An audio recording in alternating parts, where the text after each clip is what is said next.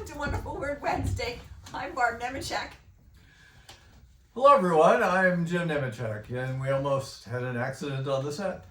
I see that you're playing with another yet different kind of slime for this episode.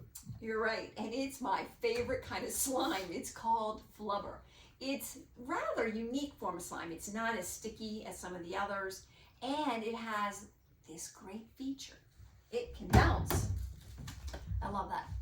Flubber gets its name from a couple of Disney movies in which an absent-minded scientist discovers this crazy, bouncy substance completely by accident. Now, the idea behind the movies that gave us flubber isn't exactly that far-fetched. During World War II, an engineer named James Wright was trying to create a new kind of synthetic rubber for tires, boots, and other things that the troops needed during the war. While he was experimenting with his substance, he added boric acid to silicone, and what he created was this gooey, bouncy mess. It wasn't going to be good for boots or for tires or other things, but this discovery became very important and very popular with children.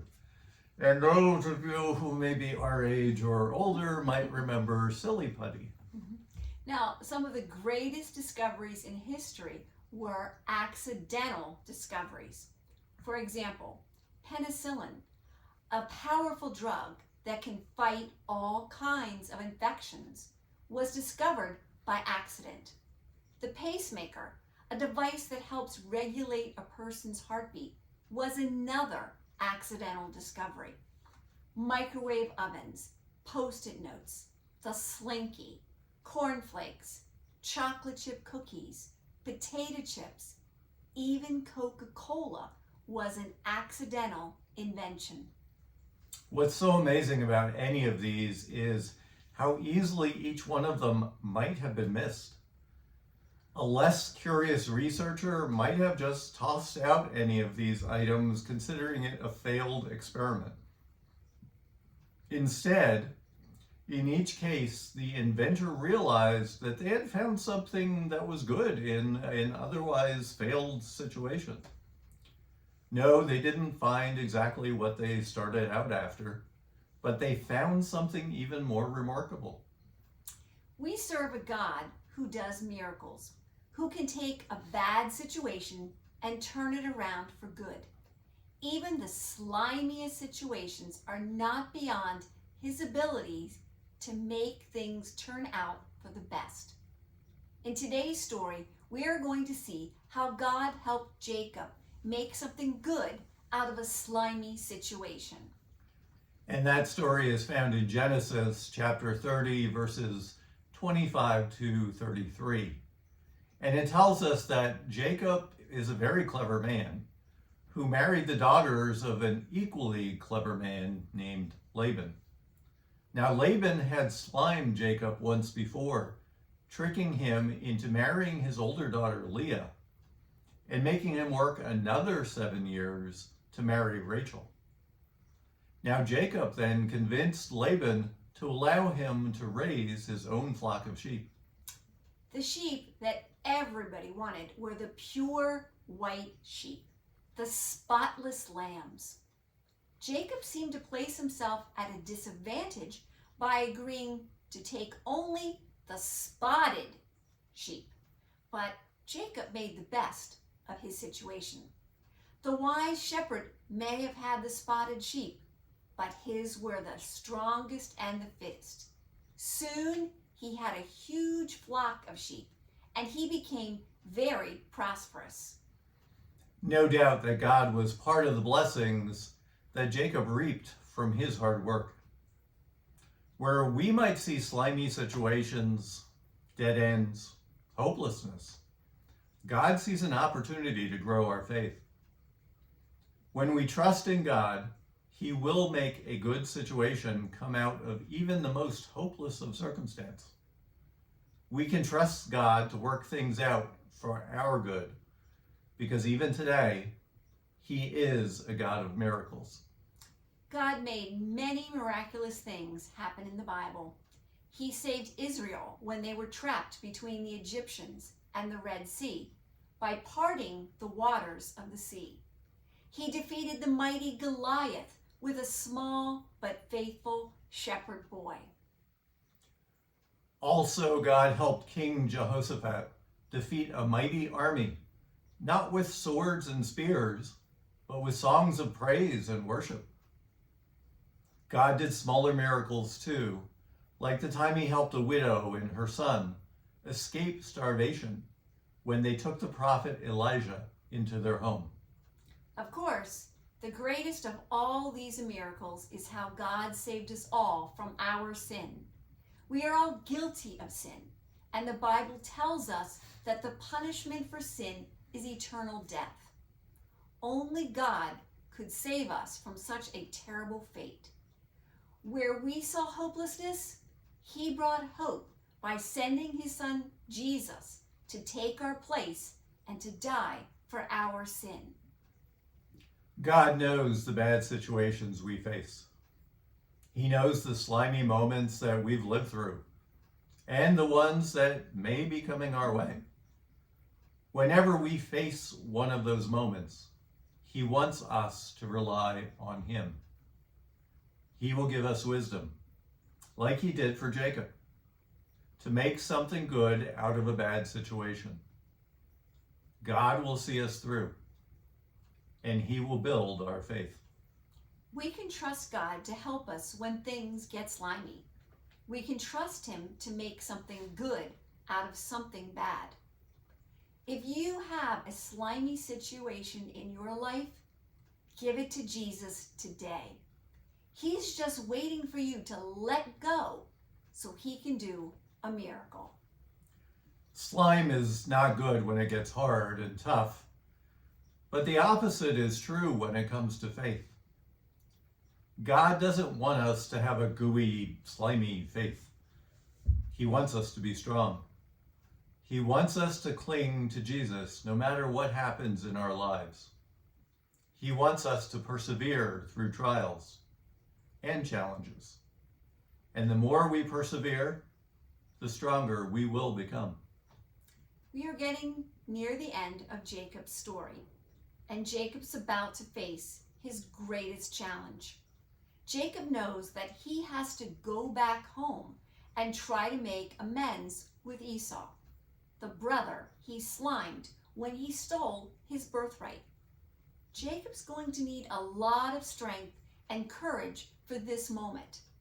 And the night before he meets Esau, God sends him a challenge to see if he's ready. And for that part of the story, we look to Genesis chapter 32, verses 22 to 31. So that night, Jacob got up and took his 2 wives, his 2 female servants, and his 11 sons, and crossed the ford of the Jabbok. After he had sent them across that stream, he sent over all of his possessions. So Jacob was left alone, and a man wrestled with him till daybreak. When the man saw that he could not overpower him, he touched the socket of Jacob's hip, so that his hip was wrenched as he wrestled with the man. Then the man said, "Let me go, for it is daybreak." But Jacob replied, "I will not let you go unless you bless me." The man asked him, "What is your name?" "Jacob," he answered. Then the man said, "Your name will no longer be Jacob, but Israel, because you have struggled with God and with humans and have overcome." Jacob said, "Please tell me your name." But he replied, "Why do you ask my name?" Then he blessed them there.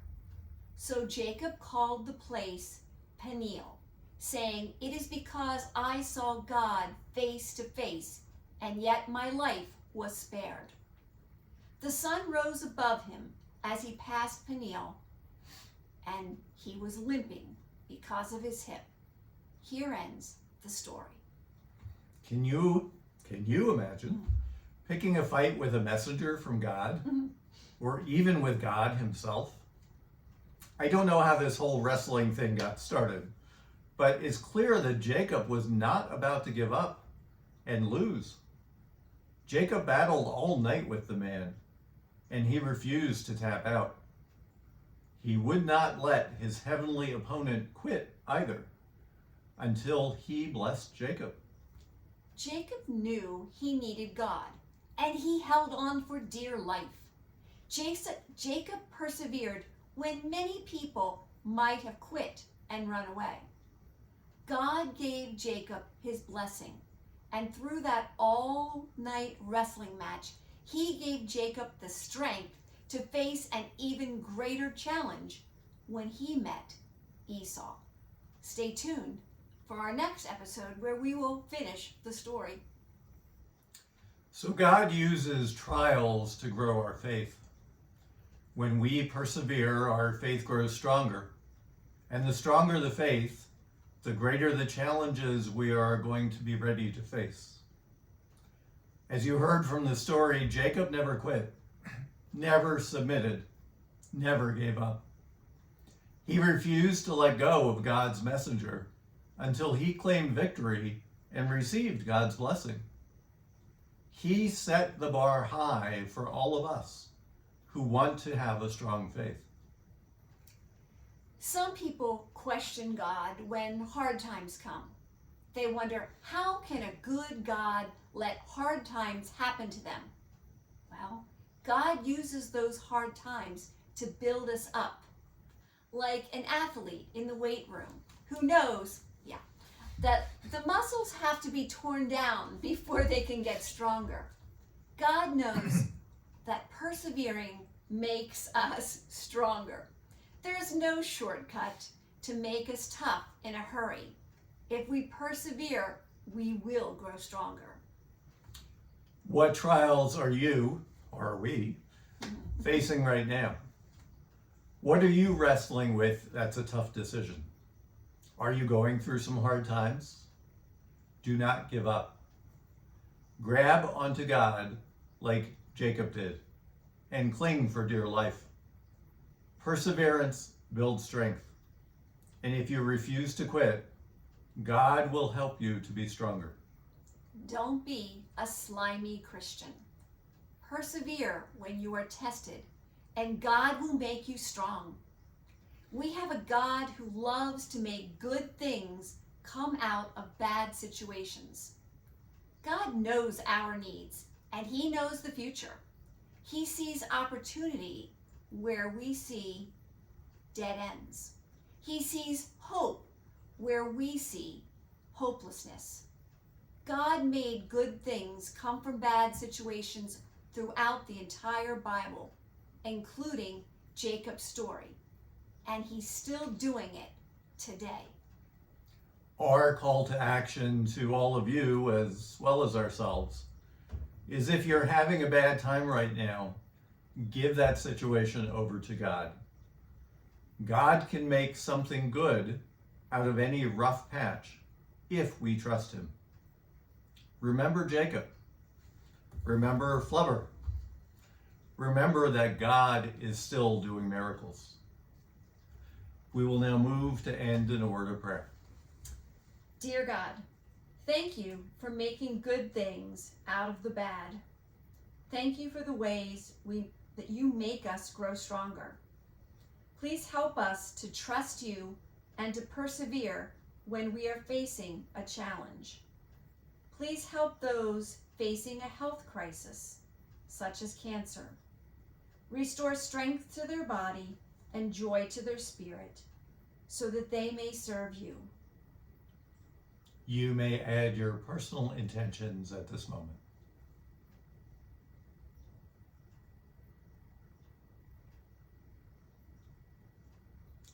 Amen.